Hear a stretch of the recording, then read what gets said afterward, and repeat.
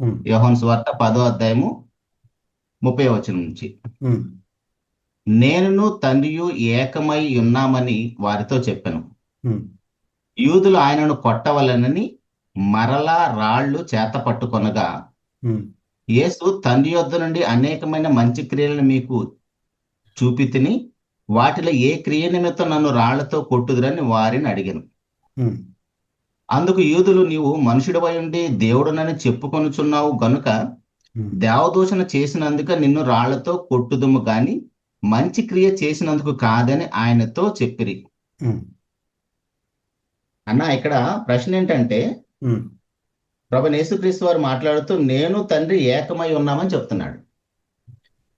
నేను తండ్రి ఏకమై ఉన్నామని చెప్తున్న దానికి అక్కడ వింటున్న యూదులకి ఏమర్థమైందో తెలియదు కానీ ఆయన్ని కొట్టడానికి మరలా రాళ్ళు ఎత్తుకున్నాం అంటున్నారు. ఉమ్. ఆల్రెడీ అంతకుముందు ఎప్పుడో మరి ఎందుకు రాళ్ళు తీసుకున్నారో వీలైతే దాన్ని కూడా తెలియజేయండి. ఇక్కడ వాళ్ళకి ఏమర్థమైందో తెలియదు, అది చూద్దాం వాక్యపు వెలుగులో. అక్కడ వాళ్ళకి ఎందుకు అసలు ఆయన రాళ్ళతో కొట్టాలనుకుంటున్నారు? ఏంటి అక్కడ తప్పేంటి? దేవదూషణ చేసేవంటున్నారు. ఏంటి ఆ దేవదూషణ చేసింది? ఉమ్, 33వ వచనంలో మనం చూస్తే వాళ్ళు ఏమంటున్నారంటే, నువ్వు మనుషుడివై ఉండి దేవుడు అని చెప్పుకొనిచున్నావు అంటున్నాడు. ఉమ్. అక్కడ ఆయన దేవుడని చెప్పలేదు, కానీ ప్రభు వారు మాట్లాడుతుంటే వాళ్ళకి ఇంటర్నల్ గా ఏదో అర్థమవుతుంది. వాక్యపు వెలుగులో నుంచి చెప్పండి అన్న. ఓకే. యా, దేవా, ఈ ఇది ఎట్లా ఉంటుందంటే యోహాను సువార్తలో 10వ అధ్యాయం అనేది యేసుక్రీస్తు గురించిన దైవత్వం గురించి చేసినటువంటి ఆర్గ్యుమెంట్లో చాలా స్ట్రాంగెస్ట్ ఫౌండేషనల్ వాదము అని చెప్పవచ్చు. అందులో భాగంగా ఇక్కడ ఉన్న యూదులతోటి యేసు ప్రభు మాట్లాడుతూ జరిగినటువంటి విధానం ఈ 10వ అధ్యాయంలో ముఖ్యంగా మనం అంటే 22 నుంచి 39 వరకు చూడొచ్చు. దాన్ని అంత వివరంగా చూడట్లేదు, కానీ ఇక్కడున్న ప్రశ్న, నువ్వు అడిగిన ప్రశ్నను అడ్రస్ చేయడానికి మనం ప్రయత్నం చేద్దాం. నువ్వు అవును. అడిగావంటే దేవదూషణ అనేది వాళ్ళు ఎందుకు అన్నారు. మొదటిగా మనం ఆలోచిస్తే అసలు యేసుక్రీస్తు వారు మాట్లాడినప్పుడు దేవదూషణ చేశావు అన్నారు.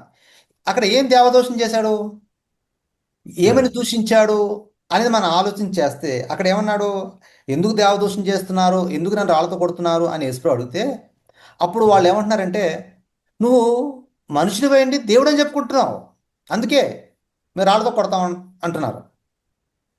మరి అవును. ఆ పాసేజ్ మనం అంతా చదివితే ఎక్కడ కూడా ఆయన నేను దేవుడను అని చెప్పుకోలేదు. సో ఈయన దేవుడను అని చెప్పుకోలేదు. కానీ వీళ్ళేమన్నారంటే నువ్వు దేవుడు అని చెప్పుకుంటున్నావు అని అంటున్నారు. అంటే ఇక్కడ ఒక లాంగ్వేజ్ బ్యారియర్ ఒకటి కనిపిస్తుంది. అంటే యూదులకి యేసుక్రీస్తు భాషకి వాళ్ళ అండర్స్టాండింగ్లో ఉన్నారు, వాళ్ళిద్దరూ కూడా ఇన్ లైన్లో ఉన్నారు, ఇక ఇక్కడ గ్యాప్ లేదు. కానీ ఇక విషయం ఏంటంటే ఎక్కడో భారతదేశంలో తెలుగు ప్రాంతంలో తెలుగు గడ్డ మీద ఉంటున్న మనకి కొంత చాలా గ్యాప్ ఉంది కదా. అది ఎప్పుడు 2000 సంవత్సరాల క్రితం జరిగింది. 2000 సంవత్సరాల తర్వాత భాషాపరమైనటువంటి డెవలప్మెంట్ జరిగిన తర్వాత మన భాషలో మనం ఆలోచిస్తున్నాం. ఏమంటున్నారు అక్కడ, వాళ్ళు యూదులు తప్పుగా విన్నారేమో, వాళ్ళు యూదులు సరిగా అర్థం చేసుకోలేదేమో, వాళ్ళు యూదులు మూర్ఖులేమో అని దాటవేస్తూ అక్కడ యేసుక్రీస్తు దేవుడిని చెప్పుకోలేదు. అక్కడ కూడా వాళ్ళు అనుకుంటున్నారు దేవుడని చెప్పుకున్నాడేమో అని, అంతే తప్ప యేసుప్రభు దేవుడని చెప్పుకోలేదు, కాబట్టి యేసుక్రీస్తు దేవుడు కాదు అనేటువంటి వాదన దీని నుంచి తీసుకొచ్చారు. అవును. అలాగైతే మరి యేసుక్రీస్తు అక్కడ నేను దేవుడి కుమారుడిని అని చెప్పుకున్నాడా? అది చెప్పలేదు. అంటే యేసుక్రీస్తు దేవుడు కాదు, దేవుని కుమారుడు అని చెప్పేవాళ్ళు వినిపించే వాదన ఏంటంటే, ఇదిగో అక్కడ దేవుడిని చెప్పుకోలేదు కానీ దేవుడు కుమారుడు అని చెప్పుకున్నాడు, చూసారా యేసుక్రీస్తు దేవుడు కాదు దేవుని కుమారుడు అంటున్నారు. వీళ్ళు ఈ దేవదూషణ చేసే టైంకి యేసుప్రభు వారు దేవుడును అని చెప్పుకోలేదు, దేవుని కుమారుడును అని చెప్పుకోలేదు, రెండు మాటలు చెప్పుకోలేదు. అంటే అవును. అంటే మనుషులు ఎలా అయిపోయారంటే వాళ్ళ బోధన సపోర్ట్ చేసుకోవడానికి, అంటే దేవుడు కాదు దేవుని కుమారుడు అని చెప్పడం కోసం ఈ మాటని ఇలా వక్రీకరించి, ఇదిగో దేవుని కుమారుడు ఉంది తప్ప దేవుడు లేదు, కాబట్టి యేసుప్రభు దేవుడు కాదు దేవుని కుమారుడు అని చెప్పడానికి ఈ వాదన వాడుకుంటున్నారు. అంటే అది ఒక వర్గం. అంటే వాళ్ళ బోధన సపోర్ట్ చేసుకోవడానికి, వినేవాళ్ళకి కన్ఫ్యూజ్ చేయడానికి అలా వాడుతున్నారు. అర్థమైంది కదా? అంటే యూదులు దేవదూషణ అని చెప్పే టైంకి ఆయన యేసుక్రీస్తు ప్రభువారు దేవుడును అని కానీ దేవుని కుమారుడును అని కానీ చెప్పలేదు. ఆ పాసేజ్లో మళ్ళీ మళ్ళీ చదువుకున్న వెరీ క్లియర్గా అర్థమవుతుంది. అక్కడ లేదు. అక్కడ లేదు. క్లియర్. అయితే ఇక్కడ అసలు ఉమ్. ఉమ్, ఏంటి ఇక్కడ దేవదూషణ ఏంటి? అది అక్కడ లేనప్పుడు మరి వాళ్ళకి ఏం అర్థమవుతుంది? మనకైతే అక్కడ ఏం దేవదూషణ గాని, ఆయన దేవుడు అని చెప్పుకున్నట్టు కానీ, దేవుని కుమారుడు అని చెప్పుకున్నట్టు కానీ మనకైతే కనపట్లేదు మన తెలుగులో చూస్తుంటే. ఆ, ఆ, కానీ మాట్లాడుతున్న ఆయనకి, వింటున్న వాళ్ళకి సంథింగ్ ఏదో అర్థమవుతుంది వాళ్ళ ఆ, భాషా శైలి.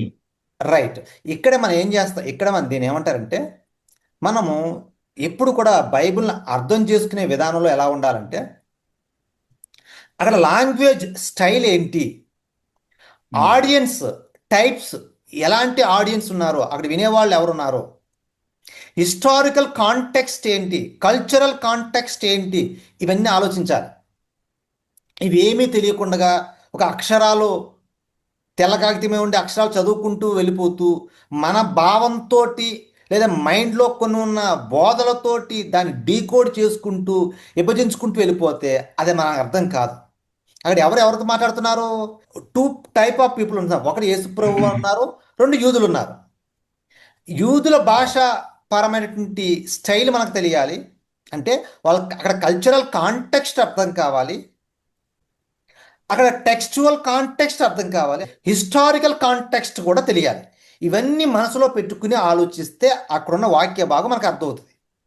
ఓకే. అక్కడ అర్థం కావడం కోసం 30 వచనంలో అన్నారు, తర్వాత రాళ్ళతో కొడదాం చూస్తున్నాం. 30 వచనంలో ఏమన్నాడు అంటే నేనును తండ్రియును తండ్రి. ఏకమై ఉన్నాము అన్నాడు. అవును. అంతే, ఆయన అన్నది అదే. అవును. ఆ మాట అనాల్సిన అవసరం ఏముంది? ఎందుకు నేను తండ్రి ఏకమై ఉన్నామన్నాడు అంటే ఈ అధ్యాయం అంతా చూసుకుంటూ వెళితే గొర్రెలు, గొర్రెల కాపరి, కాపాడు. నేను మంచి కాపరి, నా దొడ్డువిగా వేరే గొర్రెలు ఉన్నాయి, ఆ, గొర్రెల దొడ్డు ద్వారం ప్రవేశించకుండా వచ్చే దొంగలు ఇలాంటి వాళ్ళు ఉన్నారు, ఇదంతా చెప్పుకుంటూ వస్తాడు.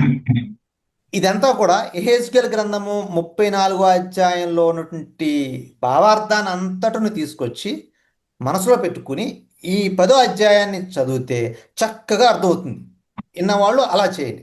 ఇప్పుడు ఆ సందర్భంలో ఇక్కడ ఏం మాట్లాడుతున్నాడంటే యేసుప్రభు వారు 28వ వచనంలో 10-20 మధ్యలోంచి ఉంది, ఎవడును వాటిని నా చేతిలో నుండి అపహరింపడు అన్నాడు. నెంబర్ 1. అవును. నా అవును. చేతిలో అంటే యేసుక్రీస్తు తన చేతిలో నుంచి అపహరింపడు. నెంబర్ 1. అవును. నెంబర్ 2, 29వ వచనంలో ఎవడను నా తండ్రి చేతిలో నుంచి ఎవడను వాటిని అపహరింపలేడు. గొర్రెల గురించి. ఇద్దరు. అవును. అదేంటి? యేసుక్రీస్తు అంటున్నాడు నా చేతిలో నుంచి ఎవడును అపహరింపలేడు అంటున్నాడు. నెంబర్ 1. నెంబర్ 2, నా తండ్రి చేతిలో నుంచి కూడా ఎవరు అపహరింపలేడు అంటున్నాడు. అవును. అంటే ఇద్దరికి ఉన్నటువంటి శక్తి ఒకటే అని అర్థమా? ఎస్, ఈక్వల్ గా ఏదో చెప్తున్నాడు. సమానం చెప్తున్నాడు కదా. అంటే అవును. ఆయన మీకు ప్రొటెక్షన్ ఇస్తున్నాడు, నేను ప్రొటెక్షన్ ఇస్తున్నాను, ఇరువురము ప్రొటెక్షన్ మీకు ఇస్తున్నాము. ఎవరు కూడా ఏ నా చేతిలో నుంచి అపహరింపలేడు, తండ్రి చేతిలో నుంచి అపహరింపలేడు అంటున్నాడు. అలాగే చెప్తున్నాడా? అవును. లేకపోతే నా చేతుల్లో నుంచి ఎవడు మిమ్మల్ని అపహరింపలేడు, ఒకవేళ ఎవడ నా చేతిలోంచి అపహరించేస్తే అంటే నేను చిన్నవాడిని, నా బలం తక్కువైపోతే అప్పుడు తండ్రి ఉన్నాడు నాకంటే పెద్ద బలవంతుడు, ఆయన ఆయన మిమ్మల్ని పట్టుకుంటాడు కాపాడుతాడు అని అర్థమా? అలా చెప్పట్లేదు. దాని అర్థం అవును. అదా? నేను చిన్నోడిని, నేను చిన్న దేవుడిని, ఆయన పెద్ద దేవుడు, నేను ఒక్కొక్కసారి బలహీనం అయిపోతే కనుక అప్పుడు మరొక బలవంతుడే తండ్రి ఉన్నాడు, ఆయన్ని ఎవరు ఓడించలేరు, ఆయన కాపాడుతాడు మిమ్మల్ని అని చెప్పడమా? ధైర్యపరుస్తున్నాడా? మీకు ఒకటి కాదు ఇద్దరు ఉన్నారని చెప్తున్నాడా? నో. ఇక్కడ అర్థం అలా ఏంటంటే చెప్పట్లేదు. ఆ అర్థం అది కాదు, అది రాదు కూడా. ఇక్కడ ఏమిటంటే ఇక్కడ దీని ఏమంటారంటే ఇద్దరికి శక్తి ఒకటిగా చెప్పడం ప్రయత్నిస్తున్నాడు. అంటే నా చేతుల్లో మీరున్న నేను మిమ్మల్ని ఎలా కాపాడుతానో తండ్రి చేతుల్లో మీరున్నట్టే తండ్రి కూడా అలాగే కాపాడతాడు. నేనును తండ్రి తండ్రి. సమానము అని చెప్పే ప్రయత్నం చేస్తున్నాడు. అంటే సమానం అంటే అర్థం ఏంటి? శక్తిలో సమానం అని చెప్తున్నాడు. ఇవన్నీ చెప్పిన తర్వాత చివరిలో ఆ 30 వచనాలు అంటాడు. అప్పుడు ఏమంటాడు? 30 వచనం దానికి కంక్లూజన్ ఇస్తున్నాడు. ఏమని కంక్లూజన్ ఇస్తున్నాడు? నేనును నేనును తండ్రి తండ్రియు ఏకమై ఏకం. ఉన్నాము. ఏకమై ఉన్నామన్న కంక్లూజన్ ఎందుకు ఇస్తున్నాడు? ఏకమై ఉన్నావు కాబట్టి నా నా చేతుల్లో చేతిలో ఉన్న నుంచి మిమ్మల్ని ఎవరో అపహరింపలేడు, తండ్రి చేతుల్లో నుంచి కూడా మిమ్మల్ని ఎవరో అపహరింపలేడు. నా శక్తి, తండ్రి యొక్క శక్తి, మేమిద్దరము ఏకమై ఉన్నాము. ఇంగ్లీష్లో I and the father are one అంటాడు. Not one person but one అని అర్థం. వన్ అంటే అర్థం ఏంటంటే ఇరువురము ఏకము అని అర్థం. ఏకం అంటే తండ్రే నేను, నేనే తండ్రి అని చెప్పడం కాదు. అది వన్ పర్సన్ అని కాదు. చెప్పడం. వన్ పర్సన్ కాదు, వన్ అంటే అర్థం ఏంటంటే ఆయన శక్తి ఎలా ఉందో నాకు అంతే శక్తి ఉంది. ఆయన ఎలాంటి కాపరో నేను కూడా అలాంటి కాపరిని. ఆయన మీకు ఎలాంటి ప్రొటెక్షన్ ఇస్తానన్నాడో నేను కూడా అలాంటి ప్రొటెక్షన్ ఇస్తాను. ఆ విధంగా ఇద్దరము ఏకమై మీకు ప్రొటెక్షన్ ఇస్తాము అని చెప్పారు. అంటే అర్థం ఏంటి? తండ్రితోటి యేసుక్రీస్తు ప్రభుల వారు సమానుడుగా చేసుకుని మాట్లాడే భాష పరమైన జ్ఞానం ఇది, భాష స్టైల్ ఇది. అలా చెప్పినప్పుడు యూదులకు అర్థమైపోతుంది. జ్యూస్లో ఉన్నటువంటి ఆ సిద్ధాంతం ఏంటంటే, డాక్ట్రిన్ ఏంటంటే ఒకే దేవుడు. అలా ఒకే దేవుడు నేర్చుకున్నటువంటి మేము, మాకు నువ్వు తండ్రి నువ్వు ఏకమే ఉన్నారని చెప్పుకుంటున్నారేంటి? అలాంటిది లేదు కదా మాకు.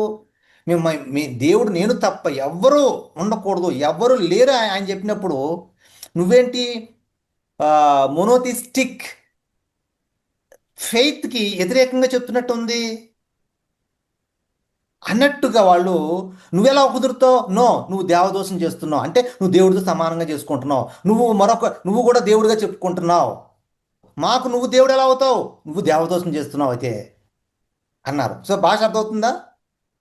అంటే అన్న, ఉమ్, ఇక్కడ మీరైతే ఇంత వివరించారు, ఉమ్. అక్కడ ఆ 2 లైన్లో వాళ్ళకి అంత మ్యాటర్ ఎలా అర్థమవుతుందంటాం?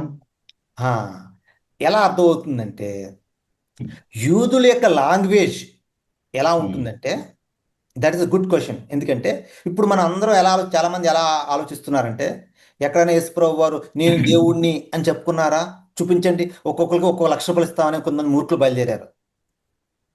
అక్కడ ఏంటంటే మనం యూదుల భాష ఎప్పుడు కూడా ఎలా ఉంటుందంటే, ఇప్పుడు మన అక్కడ యేసుప్రభు మాట్లాడుతుంది ఇప్పుడు ఉన్నటువంటి మోడర్న్ క్రిస్టియన్స్తో మాట్లాడట్లేదు. రెండు అవును. వేల సంవత్సరాల క్రితం ఇండియాలో ఉన్న క్రిస్టియన్స్ తోటో వెస్ట్రన్ పీపుల్ తోటి మాట్లాడట్లేదు. వెస్ట్రన్ లాంగ్వేజ్ కానీ, వెస్ట్రన్ లాంగ్వేజ్ని అడాప్ట్ చేసుకుంటూ ఉన్న మనం కానీ ఆ భాషా శైలి ఎలా ఉంటుందంటే డైరెక్ట్ స్పీచ్లో ఉంటుంది. నేను అవును. దేవుణ్ణి అంటే మనకు అర్థమవుతుంది, నా పేరు గణేష్ అంటే అర్థమవుతుంది. కానీ యూదుల భాష నేను దేవుడు అంటే చాలా చిన్న, చాలా వీకెస్ట్ స్టేట్మెంట్. మనోళ్ళు అనుకుంటున్నారు నేను దేవుణ్ణి అంటే చాలా స్ట్రాంగ్ స్టేట్మెంట్ అనుకుంటున్నారు. కాదు, అది చాలా వీక్. ఆ భాష ఎలా ఉండాలంటే దైవత్వం యొక్క లక్షణాలను చూపించే విధంగా వీళ్ళు సమాధానాలు ఉండాలి. ఆ భాష యూదుల భాష. ఉదాహరణ చెప్తాను. దేవుడు మోషే దగ్గరికి వచ్చి ఫరో దగ్గరికి వెళ్ళి వీళ్ళందరినీ విడిపించు అంటే, అప్పుడు నువ్వెవరు, నీ పేరేంటి, నీ ఐడెంటిటీ ఏంటి అంటే, అప్పుడు దేవుడు ఏమంటాడు? ఇగో నా పేరు యెహోవా అంటాడా? లేదు. నిర్గమకాండం 3వ అధ్యాయం ప్రారంభంలో ఉంటుంది. నేను ఆ, కాదు. నా పేరు యెహోవా, వెళ్ళి ఆ పేరు చెప్పు అంటాడా? కాదు. పేరు యెహోవా అంటే అర్థం కాదు. ఆడు ఏమని చెప్తున్నాడు అక్కడ? నేను ఉన్నవాడును అంటున్నాడు. నేను 3:13. ఉన్నవాడును అంటున్నాడు. నీ 3:13, పేరేంటంటే 14 వచ్చినాను. నీ పేరు ఏమిటంటే నువ్వు ఉన్నవాడు అంటాడేంటి? ఉన్నవాడు అంటేనే దేవుడు అని అర్థం. ఓకే. దేవుడు అని చెప్పుకోవడం కాదు. నేను ఉన్నవాడును అన్నప్పుడు ఆ భాషకి లక్షణాన్ని ఆపాదిస్తున్నాడు, దైవత్వపు లక్షణాన్ని చెప్పే ప్రయత్నం చేస్తున్నాడు. అంటే ఎప్పుడు కూడా భాష అలాగే ఉంటుంది. ఆ భాషతోటి యూదులతో ఇప్పుడు దేవుడు యేసుక్రీస్తు మాట్లాడుతున్నాడు. ఏమని? నేనును తండ్రియు తండ్రి. ఏకమై ఉన్నాము అంటే ఏం చెప్తున్నాడు? ఈయనకి తండ్రికి ఉన్న రిలేషన్షిప్ని చెప్తున్నాడు. ఇద్దరి మధ్య ఉన్న రిలేషన్షిప్ ఏంటి? ఏకమై ఉన్నాము అంటే నిత్యత్వంలో, ఉమ్. దైవత్వంలో ఇద్దరము ఏకము, ఏకత్వం కలిగి ఉన్నాము అనే భాషను వాడుతున్నాడు.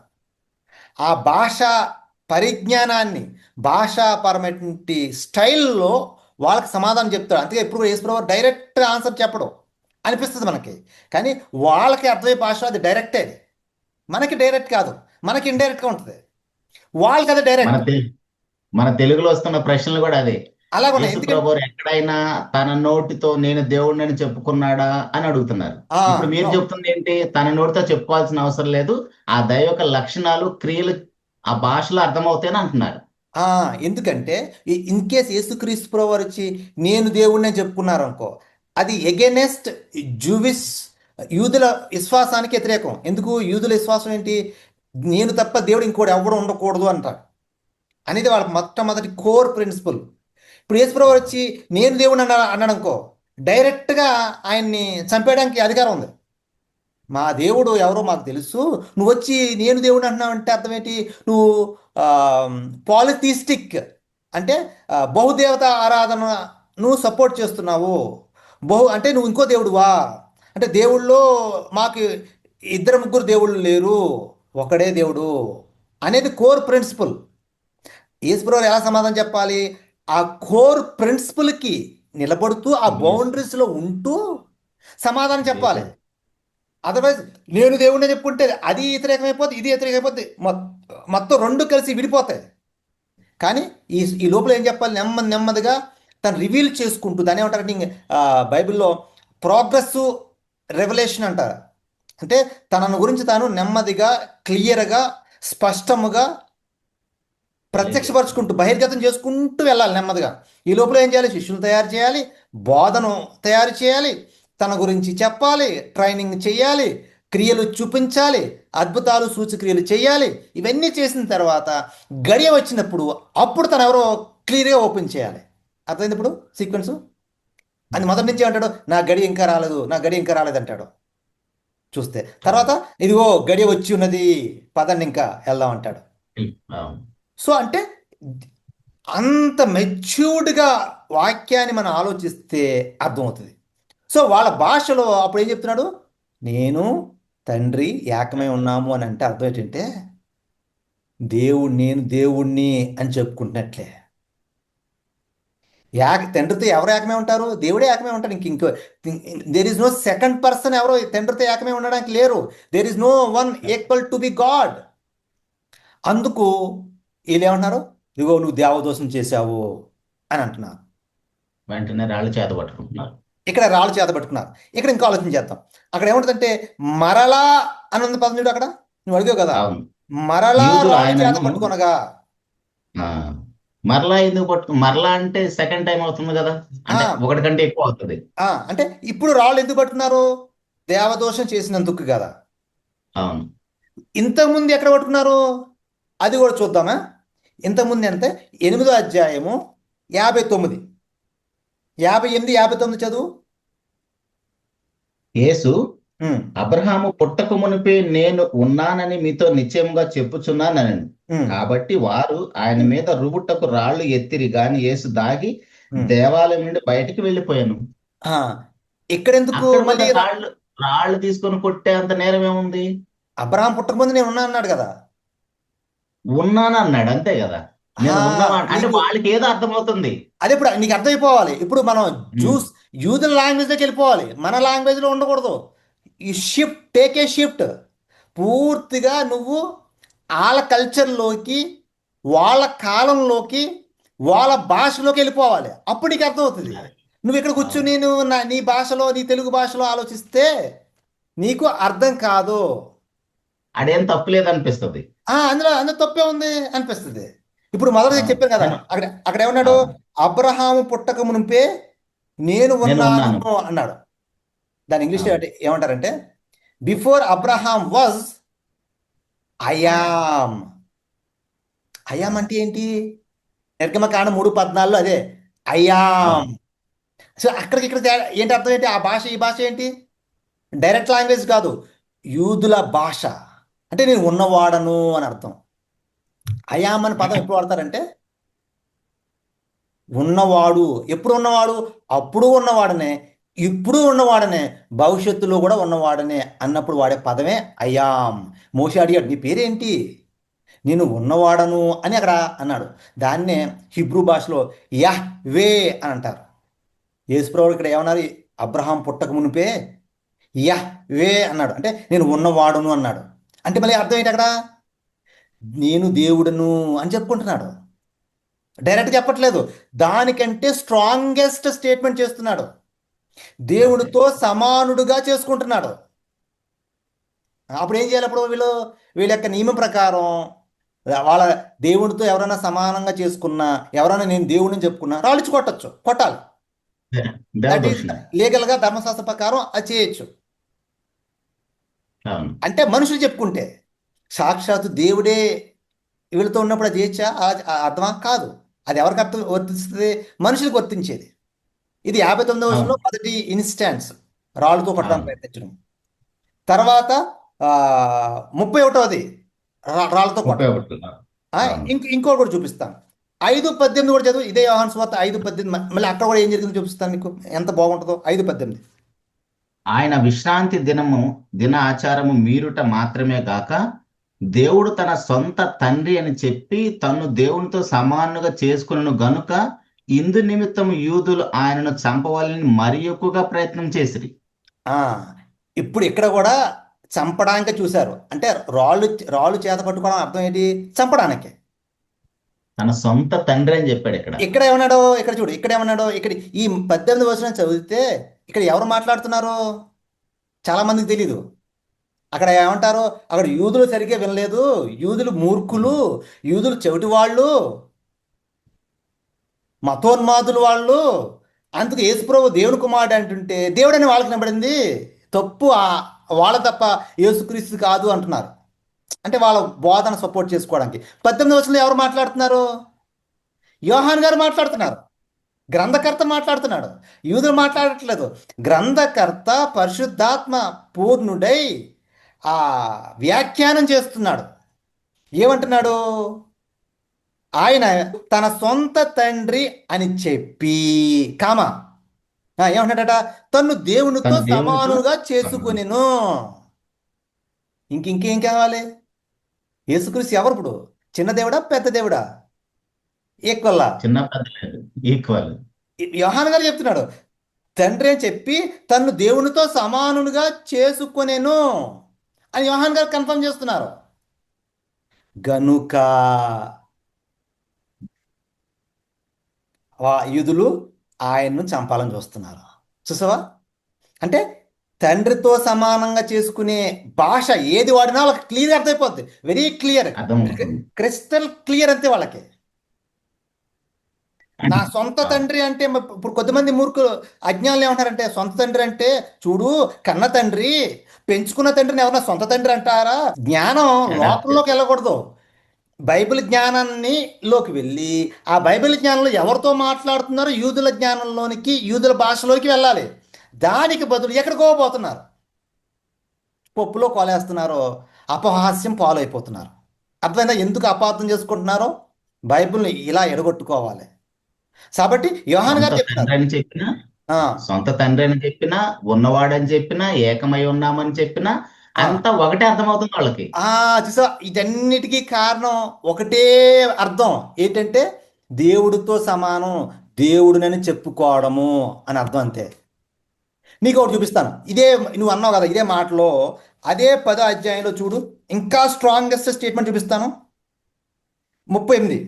తండ్రి నా యందును నేను తండ్రి యందును ఉన్నామని గ్రహించి తెలుసుకున్నట్లు వారితో చెప్పాను. అప్పుడు ఆలోచన చేస్తున్నప్పుడు అప్పుడు 39వ వచనం, వారు మరలా ఆయన పట్టుకొని చూచిరు గాని ఆయన వారి చేతుల్ని తప్పించుకొని పోయింది. మరలా పట్టుకోవడం, ఆయన మళ్ళా వదలట్లేదు. మళ్ళా ఏదో అన్నాడు ఆయన. మరలా ఏమన్నాడు ఆయన? నేను తండ్రి యందు ఉన్నా, తండ్రి నా యందు ఉన్నాడు అంటున్నాడు. ఇంకా స్ట్రాంగ్ కదా. ఇంతకుముందు ఏకమై ఉన్నాము, రాళ్ళు కొట్టడం తండ్రి, ఆయన సొంత తండ్రి చంపడం చూశారు. ఉన్నవాడు నేను ఉన్నవాడును రాళ్ళతో కొట్టడం చూశారు. ఇప్పుడు ఏమన్నాడు? 4 స్టేట్మెంట్లో ఒకటే ఆన్సర్ వస్తుంది వాళ్ళకి. చూసావా, వెరీ గుడ్. 4 స్టేట్మెంట్లు కూడా యూదులకి స్పష్టంగా అర్థమయ్యే స్ట్రాంగెస్ట్ స్టేట్మెంట్స్ అవి. తండ్రి నా యందును నేను తండ్రి యందు ఉన్నామంటే ఎంత చిన్న విషయం అది. తండ్రి యందు నేను ఉన్నానంటే ఓహో ఏమో చిన్నోడు పెద్దోడు అనుకుంటారు కొంతమంది, ఓకే అనుకుంటారు. అలా అక్కడ ఆపేశాడా? తండ్రి యందు నేనున్నానన్నాడా? లేదు. తండ్రి నా తండ్రి నా యందును నేను యందును తండ్రి యందును. తండ్రి నా యందును అయిపోయి నేను తండ్రి తండ్రి నా యందును. యందును నేను తండ్రి యందు ఉన్నాము. దీని ఏమంటారంటే ఇటర్నల్ ఈక్వలెన్స్, కో ఈక్వల్, దాని ఇంగ్లీష్లో కో ఈక్వల్, ఇక్కడ ఇద్దరు ఒక డౌట్ సమానం. వస్తుంది అన్న. ఆ తండ్రి యందు నేను ఉన్నానంటే బానే ఉంది. ఆ సంథింగ్ బయట మనం ఇంట్లో తండ్రి యందు నేను ఉన్నాను కాబట్టి బయటకు వచ్చాను, బానే ఉంది. అవును. కానీ ఇప్పుడు తండ్రి కూడా నా యందు ఉన్నాను అంటున్నాడు. వెరీ అందుకే అన్న చూసా ఎంత ఎంత చక్కగా నువ్వు బ్రేక్ చేసావో. అందుకే దీన్ని చాలా స్ట్రాంగెస్ట్ స్టేట్మెంట్ అని ఎందుకంటున్నానంటే, అబ్రహాం పుట్టముందు ఉన్నాను అన్నదానికిని, తండ్రి నా సొంత తండ్రి అన్నదానికిని, నేనును తండ్రి ఏకమే ఉన్నదానికి 3 స్టేట్మెంట్లకి 4వ స్టేట్మెంటు ఇంకా ఇంకొంచెం స్ట్రాంగ్ ఉంది. బలమైనది. అవును. ఇప్పుడు యూదులు రాళ్ళు ఇచ్చి కొట్టడానికి వస్తున్నప్పుడు యేసుప్రభు ఏం చేయాలి? ఆయన అన్న మాటల్లో వారు అన్న మాటలు తప్పున్నారనుకో, నో నో నో లేదు లేదు లేదు, నేను దేవుడిని ఎక్కడ చెప్పాను, మీరు తప్పుగా విన్నారు, మీరు అర్థం చేసుకున్నారు, నేను అలా అంటలేదు, నేను దేవుడు వేరు నేను వేరు అని చెప్పాలి. ఆ కరెక్షన్ చేశాడా? తండ్రి నా యందున్నాడు నేను తండ్రి యందు ఉన్నామన్నాడు. ఇంక ఊరుకుంటారా అప్పుడు? డోస్ పెంచాడు. డోస్ పెంచాడు, డబల్ డోస్ చేశాడు. Very good. డబల్ డోస్ చేసి అప్పుడు చెప్తున్నాడు. అప్పుడు ఊరుకుంటారా? మళ్ళీ పట్టుకుందాం చూసారు. అది కారణం. సో అంటే ఇక్కడ గ్యాప్లు ఎక్కడ వస్తున్నాయంటే, వారి భాష, వారి యొక్క కల్చరల్ అండర్స్టాండింగ్, వాళ్ళ అర్థం చేసుకునే విధానంలో మనం ఆలోచించకపోవడం వల్ల తప్పుగా అర్థం చేసుకుని మన భాషలోకి వెస్ట్రన్ లాంగ్వేజ్లో ఉన్న డైరెక్ట్ స్పీచ్ తోటి ట్రై చేస్తున్నారు. కాదు, జూవిష్ లాంగ్వేజ్లో ఈ ప్రశ్న అర్థం చేసుకుంటే దేవదూషణ అనేది ఏంటి, ఎందుకు రాళ్ళిచ్చి కొట్టాలనుకుంటున్నారు, ఎందుకు యేసుప్రభు అక్కడ అన్న మాటలు ఏంటంటే, ఇదన్ని సందర్భాల్లో 4-5 సందర్భాల్లో కూడా యేసు దేవుడననే చెప్పుకుంటున్నాడు.